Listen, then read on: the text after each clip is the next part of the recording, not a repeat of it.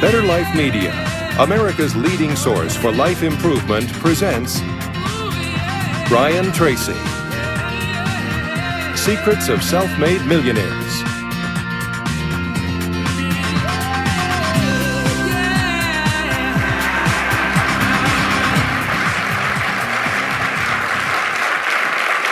Thank you. Thank you. Thank you for being here. I have some good news for you. More people are going to make more money in the next few years than have been made in all of human history. In the year 1900, there were 5,000 millionaires in America. In the year 2000, there were 5 million millionaires. That's an increase of 1,000 times. Now, there was a leveling off in 2001, 2002. In the last 2 years, the number of millionaires has jumped 33%. It's jumped to 8.2 million millionaires in America, and virtually all of them are self-made, which means they started without a pot to you-know-what in or a window to throw it out of. And they've made it in one generation. When we look at the wealthiest people in America today, Warren Buffett, Michael Dell, of course, Bill Gates, Paul Allen, and the Walton family, all first-generation multi-billionaires. We have a $12 trillion economy today that is growing at the rate of $500 to $600 billion a year, and all that money is going through somebody's fingers, and your job is to make sure it goes through yours and some of it sticks. Is that a good goal for today? And my job is to show you how to do it. The good news is that all the answers have been found. Self-made millionaires have been studied exhaustively. They've been analyzed. They've been interviewed by the hundreds of thousands and millions. And what we know is exactly who they are and what they do and how they think and how they tick and the decisions they make and the things that they do and they don't do. And the wonderful thing is this: if you do what other successful people do, you eventually get the same result that they do. Now, some people say, well, I started off without any money and I don't have any money now. Well, join the crowd. Nobody's got any money. Most people are broke up into their 40s and 50s. So if you're broke today, you're just one of the gang.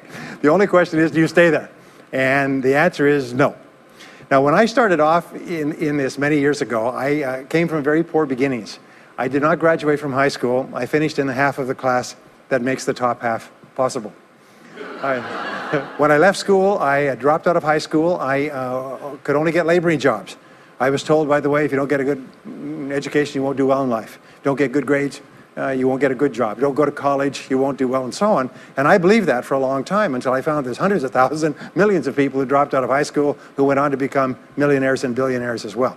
The reason I say that to you, by the way, is don't let it hold you back. Don't let any experience that you've ever had in your life act as a brake on your potential, because there's hundreds of thousands of people who've had it worse than you could ever dream of, who've gone on to accomplish wonderful things.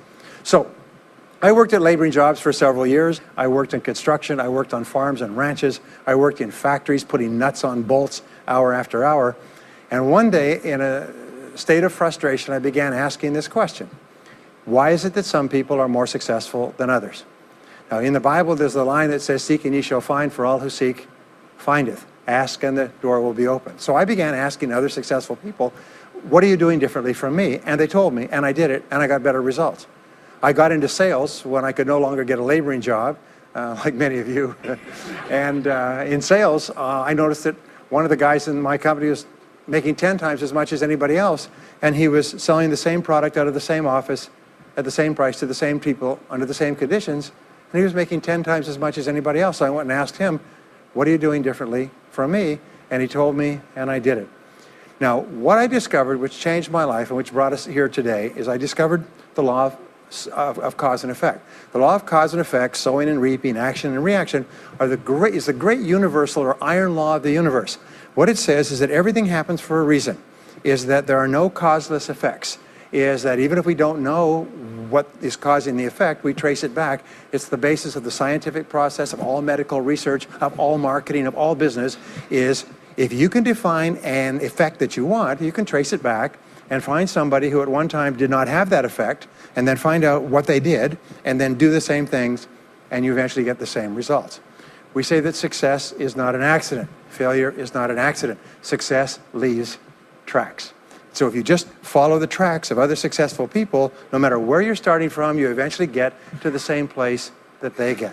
Well, this was a shocker for me, because, and I learned later in psychology, by the way, that one of the two most important things we need to have to be happy and healthy is a sense of control, a feeling that we are in control of our lives, that things are happening for a reason, and a sense of coherence. a feeling that things fit together.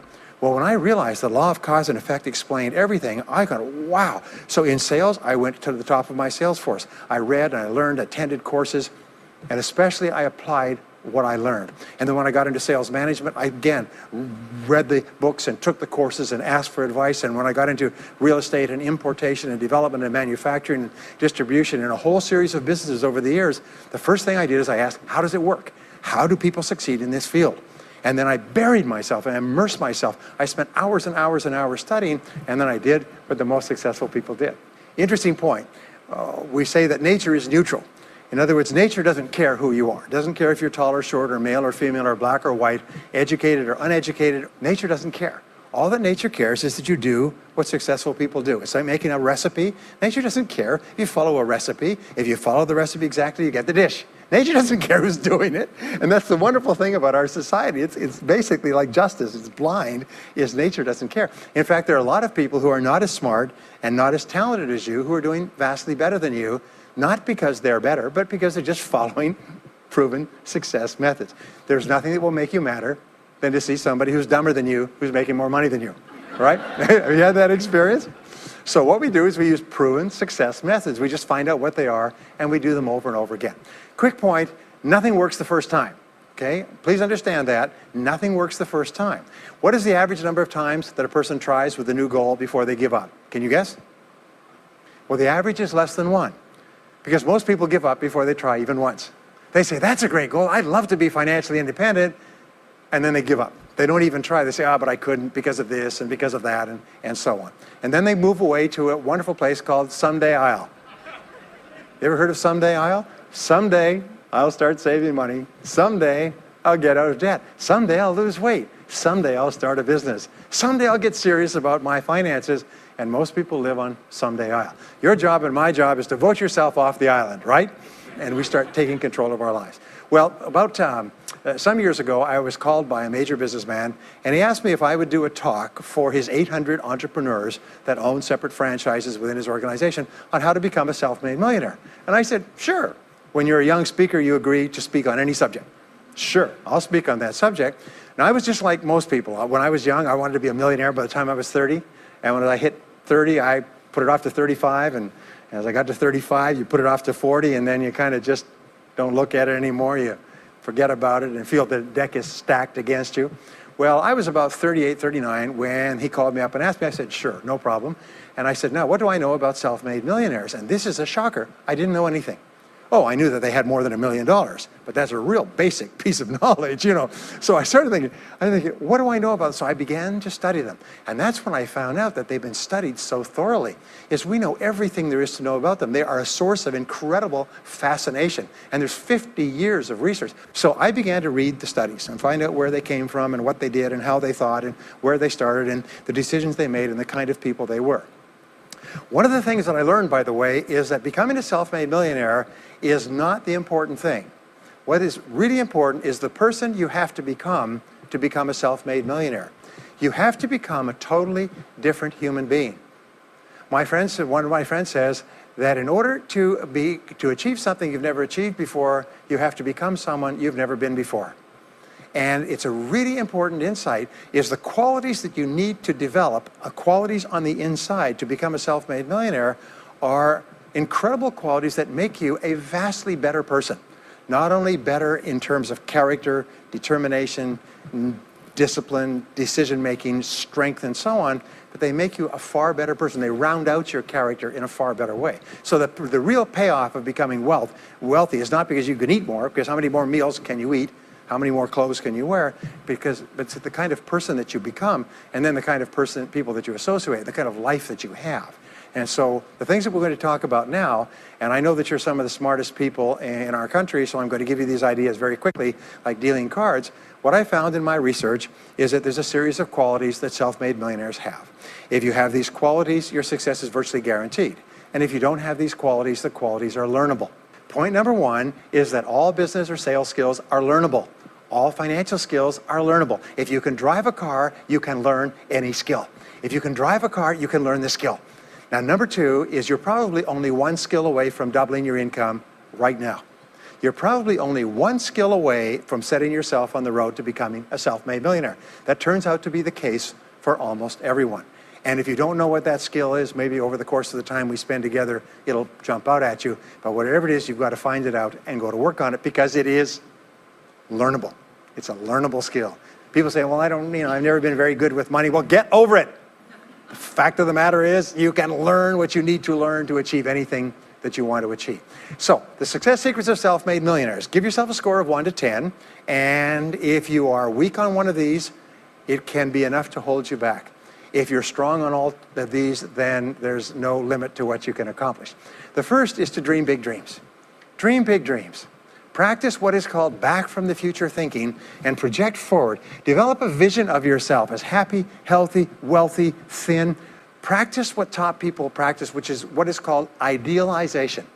You project forward several years and you imagine that your life is perfect in every way.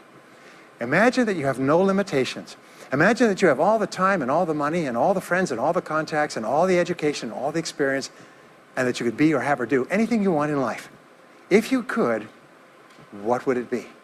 If your life were perfect in 5 years, what would it look like? How much would you be earning? How much would you be worth? What kind of a family life would you have? What kind of health would you have? What kind of car would you be driving? What would your life be like if you could wave a magic wand and make it perfect in every way? Now, what we have found is this is the starting point of great riches, and it's the starting point of great success in life, is for you to have a dream or a vision of a wonderful future. Here's an exercise that we give people in our audiences, is take a sheet of paper and make up what is called a dream list.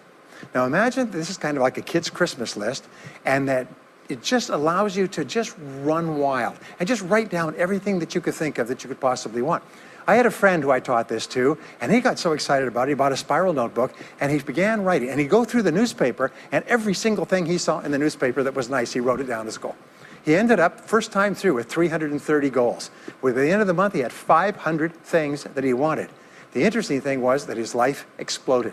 He activated the law of attraction, and he began to attract into his life people, circumstances, ideas, resources, insights that began to move him toward the accomplishment of the goals and began to move the goals toward him.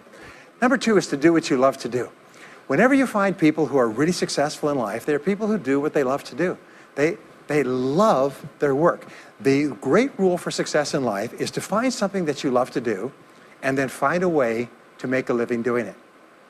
Now, when you find what you love to do, it'll be something that gives you energy, it motivates you, it enthuses you. It's probably something that you were meant to do from the time you were born. And when you ask self-made millionaires, what sort of work do you do? They'll often say, I've never worked a day in my life. I just do what I like to do. I had a graduate in my course once who came up to me and said, that's interesting. He said, when I was a little boy, I loved to study airplanes. He said, I got airplane books, and I had airplane models, and I had toy planes, and then I got into competitions with remote-controlled planes. He said, when I grew up and went to school, I studied aeronautical engineering. He said, today, I'm 35. He said, I own 3 companies. One builds small aircraft. Another one repairs and services small aircraft. Another one is in leasing and chartering small aircraft. He said, I've never worked a day in my life. He said, I've just played with planes since the time I was a kid. So one of the things that you can do is go back to the time when you were young, as a child between the ages of 7 and 14, before you discovered boys or girls, and what is it that you really love to do? And you'll often find that within that is something you're supposed to do as an adult. Number 3 is commit to excellence. Now, this is really, really important, and I had a hard time with this as a young man because I was never good at anything. I was never picked for any team, and if I was picked, I was the first person cut. I got lousy grades in every class. I got fired from multiple jobs. I even got fired from a job pumping gas once. Can you imagine that?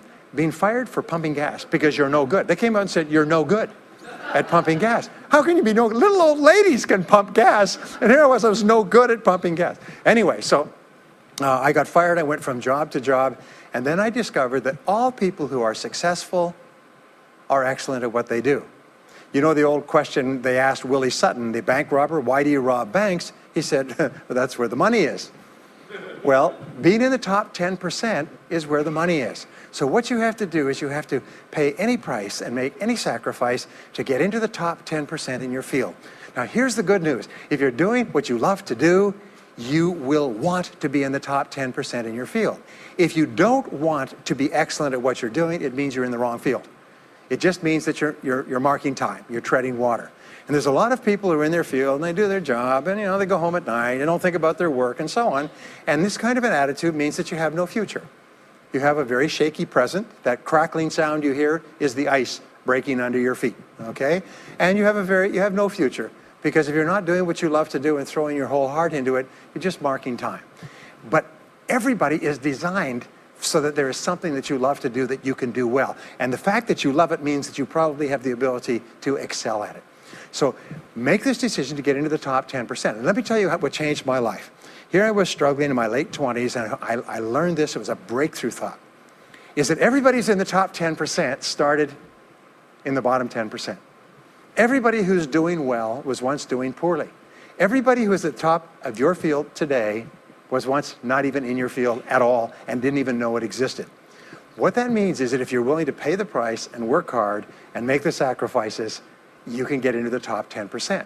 Now, how long does it take? It doesn't take a week or a month. Most people are really impatient. And to achieve mastery in your field takes 5 to 7 years. People say 5 to 7 years. Geez, I'll be 5 to 7 years older before I start enjoying the big rewards. Well, how much older will you be in 5 to 7 years anyway? Now, here's an important point. Are you ready? The time is going to pass anyway. The time is going to pass. 5 to 7 years from now, 5 to 7 years will have passed. The only question is, are you going to be at the top of your field, or you're still going to be down there with the mediocre 80%? And the wonderful thing is this: is nobody's better than you, and nobody's smarter than you. If anybody else is at the top of their field, it means that you can be at the top of your field. Just go to them and find out how they got there, because they started at the bottom. Now, it may take longer for some people and less for others, but everybody who puts one foot in front of the other and keeps moving eventually gets there. And that's where all the rewards are. And not only that, that's where all the joy in life is. When you're really good at what you do, you feel wonderful about yourself. You're respected and esteemed by everybody around you. You can write your own tickets. You can open any door when you're good at what you do, because you get up in the morning and you know you're good. And that is more important than the rewards that go with it. The next key is to develop your unique talents and abilities. Every single person is designed from infancy with special talents and abilities that, if you develop them to their height, can enable you to accomplish anything you want in life. Everyone is genetically structured to be able to do something superbly, to do something they enjoy, to do it well, and to get great satisfaction from it. Peter Drucker often asks the question, what are you good at? What are you good at today? What should you be good at? What could you be good at? What will you be good at? And so one of the questions that we ask is, looking back in your life, what has been most responsible for your success up to now? What has been most responsible in the past? What is it that you have done that has gotten you the best results? Because as we said before, success leaves tracks. And if you look back into your past, you'll often find indicators that guide you to your future. Do you remember that fellow that won $300 million in the lottery? He was a high school physics teacher. And they asked him what he's going to do with it. He said he's going to take a week off and then get back to work, because he doesn't want to give up his job teaching high school physics, because he loves his work so much. That is a person who's in the right place for him. And now he can just drive to it in a nicer car. Anyway, now the next key to becoming a self-made millionaire is to see yourself as self-employed. What we found is the top 3% of adults in our society see themselves as self-employed. They see themselves as in charge of their own lives. When I started off my career as a young man, I was 21 years old, working as a construction laborer, living in a one-bedroom apartment, broke, taking buses 2 hours every morning to get to work, and buses 2 hours to get back. I still remember that, and I still remember a light going off one evening. I was sitting there in my little apartment, in my little kitchen alcove, and I suddenly realized that I was responsible, that I was in charge of my own life, that no one was coming to the rescue. And it was one of the great turning points in my life. So what you find is that all exceptional people are highly responsible people. They look upon themselves as self-employed. Sometimes I'll ask an audience, I'll say, how many people here are self-employed? And some people will raise their hand and some won't. I'll say, now what's the true answer to this question? And the true answer is that everyone is self-employed. The biggest mistake you could ever make is to ever think you work for anyone else but yourself. Even if someone else signs your paycheck for you all your life, The most valuable people in any organization are the people who treat the company as though it belongs to them. They see everything that happens as affecting them personally.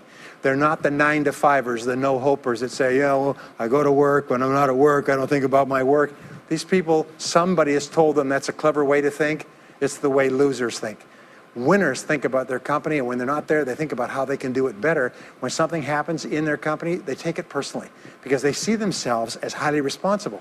As a result, they're paid more, they're given more educational opportunities, they're promoted faster, and these are the people that eventually, like cream, rise to the top of every organization and every industry, the top 3%. The next key to becoming a self-made millionaire is to develop a clear sense of direction. Developing a clear sense of direction means that you need to become intensely goal-oriented. We find that all successful people are goal-oriented. There's an old saying, you can't hit a target that you can't see.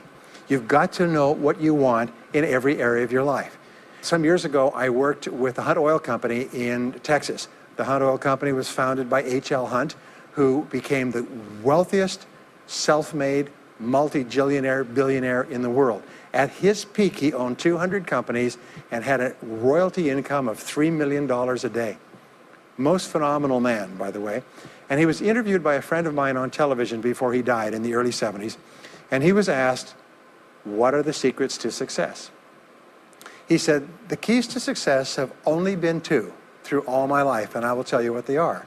He said, number one, he said, decide exactly what it is you want and write it down and make a plan to achieve it. And number two is determine the price you're going to have to pay to get it and then resolve to pay that price. Now, where the law of sowing and reaping cause and effect, I learned an additional point to that. I learned that your current life today is the result of the price you've sown up to now. Is whatever you've put in, you get out. So whatever you're getting out today is a result of what you've put in. If you don't like what you're getting out, what you have to do is you have to put in something different. What I found is this, is that life is always just in the long run. So therefore, life says this, is there's a price you have to pay, and there's two qualities. First of all, you have to pay the price in full for your success of study, preparation, hard work, and so on. And second of all, you have to pay the price in advance. You don't get it afterwards.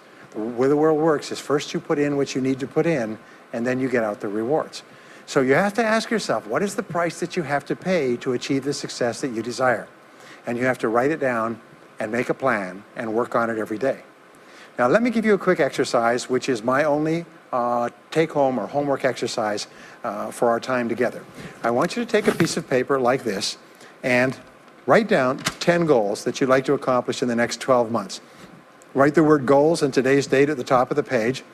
Write down 10 goals you'd like to accomplish, and then ask yourself this great question.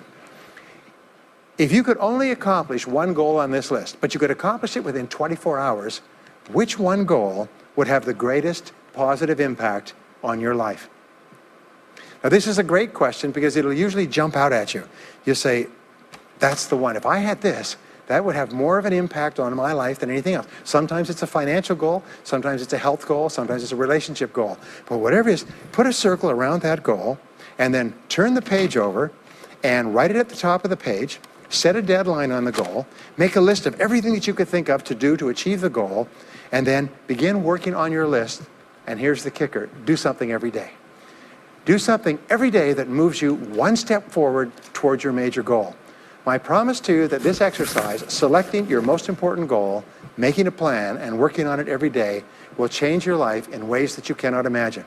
They say that people begin to become great when they determine their major definite purpose, their number one goal, and work on it every day. It is the secret to becoming a self-made millionaire. It's the secret to great success in life. My promise to you is a week, a month, a year from now, you'll look back and you'll be absolutely staggered at the difference it makes. I was giving a seminar not long ago, and a gentleman came up to me. He said, you know that goal-setting exercise? It changed my life 10 years ago. He said, I was broke, I was divorced. He says, I was an alcoholic, and somebody dragged me to one of your seminars.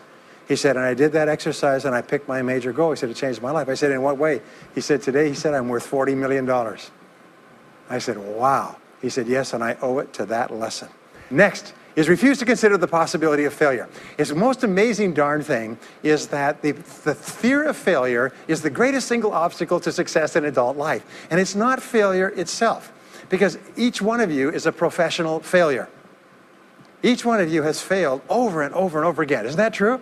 All of us fail. All human beings fail over and over. 9 out of 10 things that we try don't work out the way we expected. We have failures in relationships and in jobs and in careers and investments and everything. It's not the failure that holds you back. The failure makes you smarter. We say that it is the fear of failure, not failure, that holds you back. And the way that you overcome failure is you never consider the possibility of failure. The rule is this, is there's no such thing as failure, there's only feedback. Is when you try something that doesn't work, you get feedback, not failure. And recognize that most things you try aren't going to work the first few times. So what you do is you say, oh, that's an interesting bit of feedback. And you pick yourself up and you move forward and you have more feedback and you move forward. To become a self-made millionaire, you're going to fail over and over again, year after year after year. But your brain has a cybernetic mechanism, which means that every time you try something, you get feedback, which makes you smarter.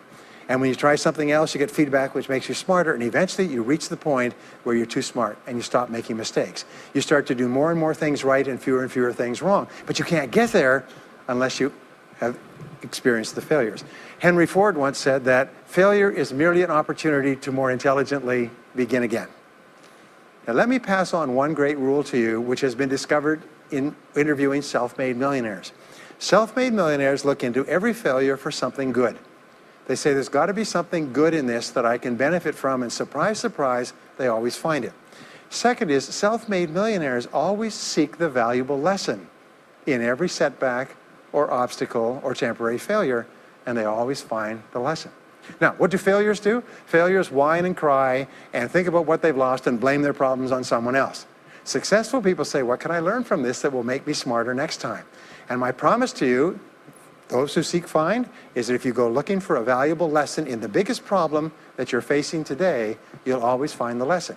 Here's another possibility. Your biggest problem today could be the biggest gift that you have ever received, because it may contain within it the lesson that will make you successful.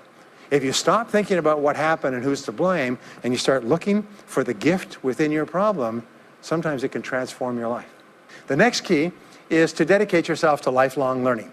Now, what takes you from rags to riches is personal development, personal and professional development. In the 21st century, as Peter Drucker says, knowledge and skill are the keys to the 21st century. And the only thing that will be relevant, the only skill that will be relevant in the 21st century is the ability to learn new skills, because virtually everything you know is becoming obsolete at a rapid rate. Stephen Covey says that your current knowledge base has a half-life of 2 years, which means that half of everything you know will be irrelevant within 2 years. And 2 years from now, half more. So if you're not continually learning and upgrading your knowledge and skills, you're not staying in the same place. As Pat Riley says, the basketball coach says, if you're not getting better, you're getting worse. If you're not constantly learning, you're actually falling behind. So here are the 3 keys to continuous learning. Number 1 is read in your field 30 to 60 minutes each day. In other words, turn off the television, turn off the radio, put aside the newspaper, and just read in your field. The very best places to read, by the way, are books. Read books, the best-selling books written by the most successful people in your field, because books contain a wealth of riches that can enable you to function at a far higher level, to get much better results than you could before. So read 30 to 60 minutes a day. I've had people tell me, countless people over the years, that reading an hour a day has doubled and tripled their income within a year. The second thing you do is take every course that you possibly can. The courses and seminars that are available to you in your field that are given by professionals are courses that have been developed over years and years and years.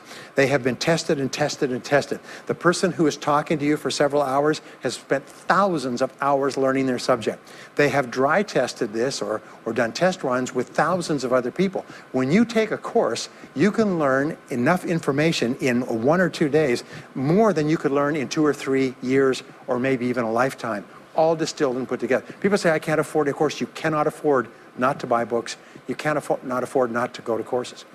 Some years ago, I had a dentist, and he was a very successful dentist. I was recommended to me by a friend. And this dentist retired at the age of 53. And just before he retired, he sold his practice for about $2 million. Just before he retired, he told me why. He said about 8 years before, he had attended a dental congress in Hong Kong. This is from California. He'd flown all the way to Hong Kong to attend this international dental congress because there were specialists giving private lectures, sort of plenary sessions on the side. And he attended this session, and it was on particular technique of cosmetic surgery that this dentist had developed that no one else knew, where you could basically straighten out a person's entire front jaw so they look beautiful at a very low cost, at a very high level of effectiveness. He came back and he began implementing this in his practice. People began flying from 500 to 1,000 miles away. Every dentist sent their families, members, and themselves to this dentist. He was able to charge whatever he wanted to charge. He said 8 years later, he retired as a self-made millionaire at the age of 53 to enjoy his money for the rest of his life from what he learned from one session at one convention at one course. Now, that is a true story, and maybe it's an exception, but you can never tell where the information is going to come from. The third way that you can upgrade your skills is listen to audio programs in your car. The average driver drives 500 to 1,000 hours a year, 25 to 50,000 miles. If you listen to audio programs in your car, according to the University of Southern California, you will get the equivalent of almost full-time university attendance just listening to learning material as you drive around. It can totally and profoundly change your life. Very, very important. Here's an interesting point. The more you commit yourself to becoming the best person you can be, the more you like yourself and respect yourself. The more energy you have, the bigger goals you set for yourself, the more you persist. When you invest in yourself and you read and learn and upgrade your skills, you're telling yourself, wow, I am a person with a great future, and it's up to me to maximize my potential. And your self-esteem goes up, your self-respect goes up, your sense of personal pride goes up, and you started to get promoted more and paid more in every part of your life. Well, the next is to develop a workaholic mentality. In our society today, you hear all these people talking about take it easy, have balance in your life, relax, lean back, have fun at work, happy, get along with your coworkers. This is loser talk. Loser, loser, loser. Now, there's a time in your life when you can back off, all right? You can take it easy. But that's when you've made it, not before you've made it. Because before you've made it, you're in a competition with hundreds of thousands of millions of other people, like at the Olympics, who also want to make it. And in order for you to win, you are going to have to work harder and work better and work smarter than they do. So the rule is to develop a workaholic mentality. What does this mean? It means that you start a little earlier, you work a little harder, and you stay a little later. Use what I call the 40-plus formula. The 40-plus formula says that working 40 hours a week gets you survival, and that's all. You work 40 hours a week, you survive. You make no progress. You don't go ahead. You just barely hang on. Every hour that you invest in your work or yourself over 40 is an investment in your future. So you can tell what your future is going to be with unerring accuracy by looking at how many hours over 40 you put in. Now, how many hours does the average self-made millionaire in America work until he passes the $1 million mark? 59. Some of them work 70, 80, 90. The average is 59 hours. How much does the average top executive work? 59 hours. So that's rule number one, is the hours you put in over 40. If people say, well, my office is locked and I can't get in more than 40 hours a week, then good. Then spend the rest of the time investing in yourself, getting better at your work when you do it. Now, here's my second principle, and this principle changes your life. It is this, is work all the time you work. When you work, work, don't play. Fully 50% of working time today is wasted, and it's wasted in idle conversation, personal business, family phone calls, surfing the internet, reading the newspaper, drinking coffee, long lunchtimes, coming in late and leaving early. And then the other 50%, you're scrambling because you're behind because you wasted so much time fooling around. Now you start to work, and you don't work on high priority tasks. You try to get rid of all the little stuff. So what happens is the big tasks begin to build up like an avalanche overhang, and they cause enormous stress. And you go home at night and you're thinking about this job, I've got to get this project finished, but I can't discipline myself to stop talking to my coworkers. Every time one of them comes in, like automatic, like a conditioned response, it's blah, blah time. Chatter, chatter, chatter, chatter, chatter, chatter, chatter, chatter. No, what you have to do is work all the time you work. If someone comes in and says, hey, you've got a minute to talk, you say, yes, but not now. Why don't we talk after work? Meanwhile, I've got to get back to work. I'll tell you what, why don't you go down the hall and ruin his career? But don't stand here and ruin mine. It's really important. There's a great story of a little girl goes to her mother and says, Mommy, why is it Daddy always brings his briefcase home and he works in the evenings and he works on the weekends and he doesn't spend any time with the family? And she says, well, honey, you have to understand, Daddy can't get all his work done at work, so he has to bring it home. She said, why don't they put him in a slower class? Next key is to get around the right people. This is a key for becoming a self-made millionaire, is get around the right people. Dr. David McClellan at Harvard did studies for 25 years looking into why it is that some people succeeded greatly in life. What he found was as much as 99% of your success in life is going to be determined by what he called your reference group. Your reference group are the people with whom you habitually associate. They're the people that you associate with at work, the people you associate with home, your church, your political party, your social circle. What he found in working with people is that changing a person's reference group totally transformed the way they think. Why? It's because we are like chameleons, and we absorb through the skin the attitudes, the opinions, the behaviors, the style of dress, the style of speech of the people with whom we associate most of the time. If you start to associate with winners most of the time, you find that they have a totally different worldview. They're positive, they're upbeat, they're focused, they're learning, they're growing, they're positive of what they're doing, and you start to become like that. We know that our relationships determine 85% of our happiness or unhappiness in life.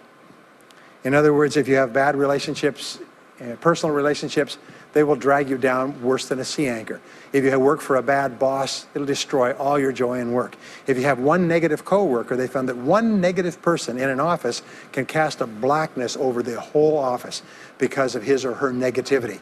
And so the most important thing you do is you choose your relationships with care and only associate with people that you like and respect and enjoy being around.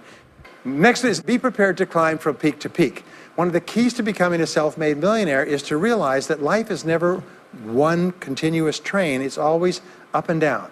So it goes up. Like if you climb a mountain peak, you have to go down into the valley before you climb the next peak. So all of life is cycles and trends. All of life is cycles and trends. And there's up cycles and there's down cycles and there's up trends and there's down trends. The question is, what is the general direction of your trends? We say this, is that life is 2 steps forward and 1 step back. Successful people focus on the 2 steps forward, and then they protect themselves on the downside.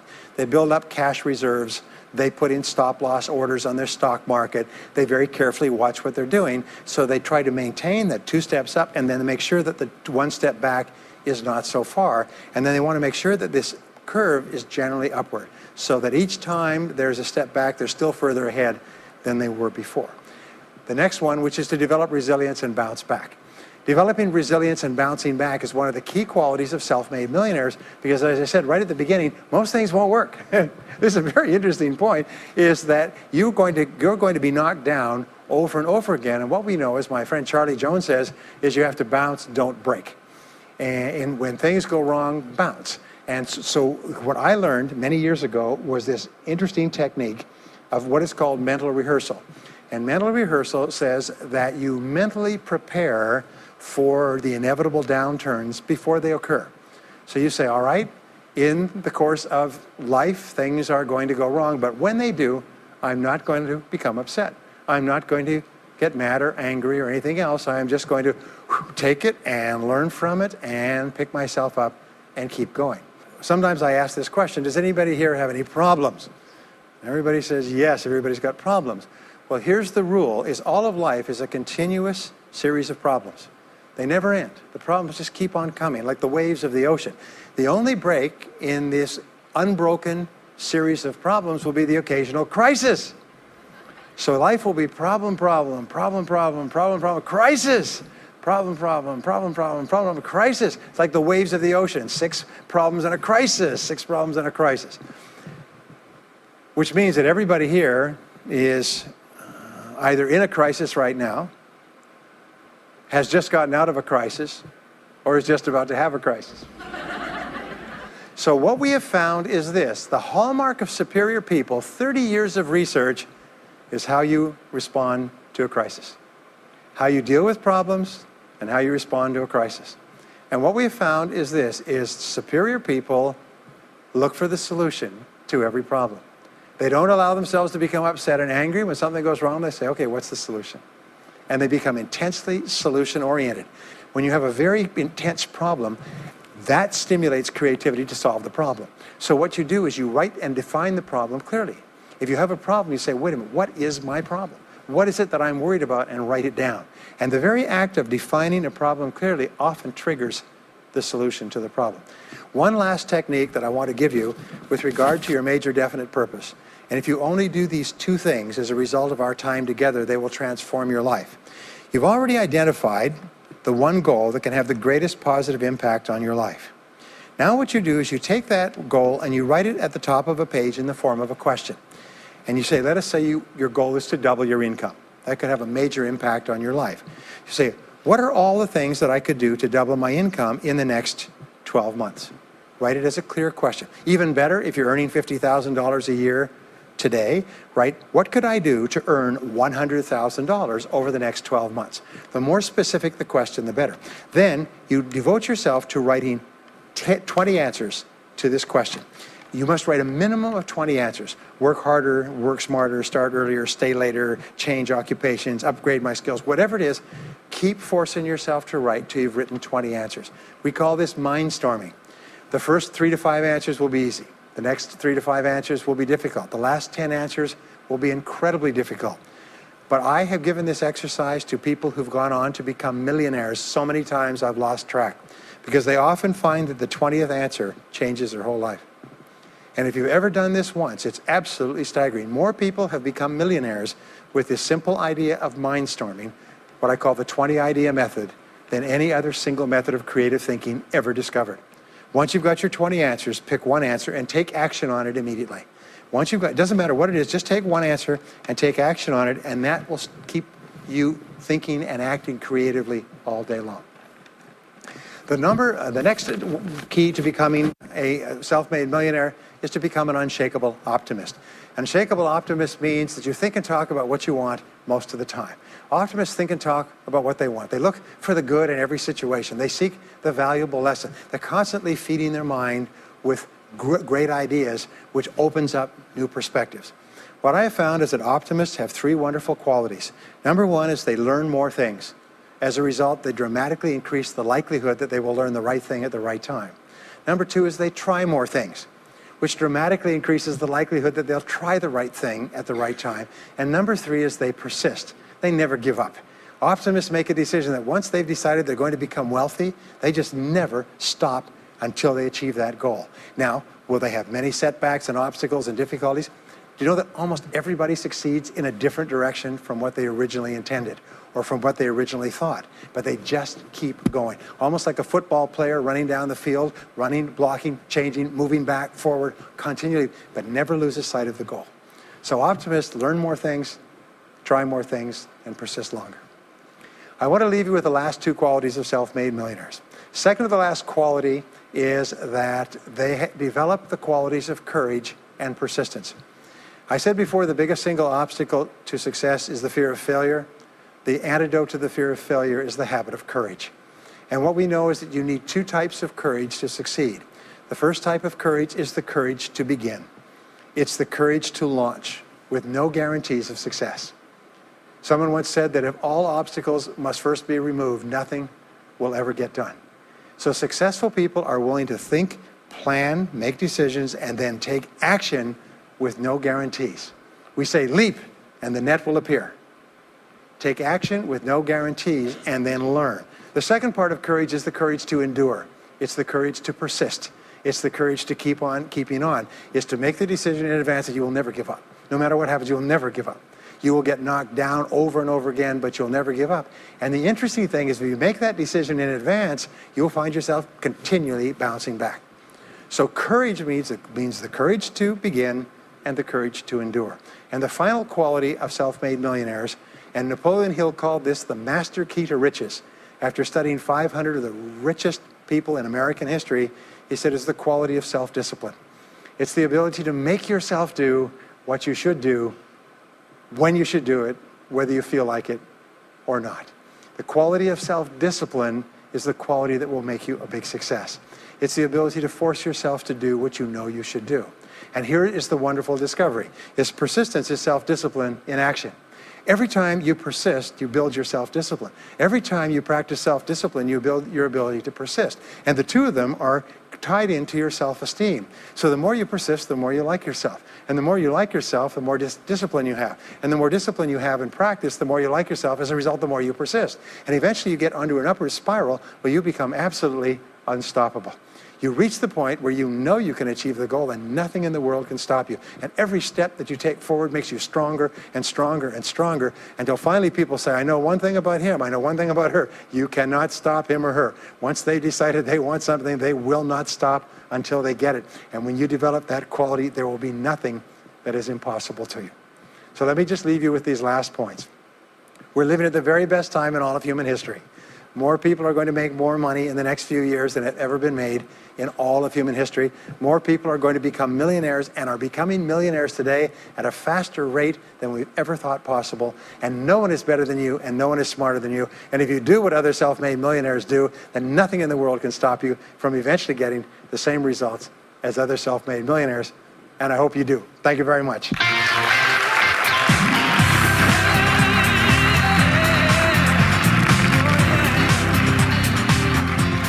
We hope you've enjoyed this special presentation of Brian Tracy's Secrets of Self-Made Millionaires.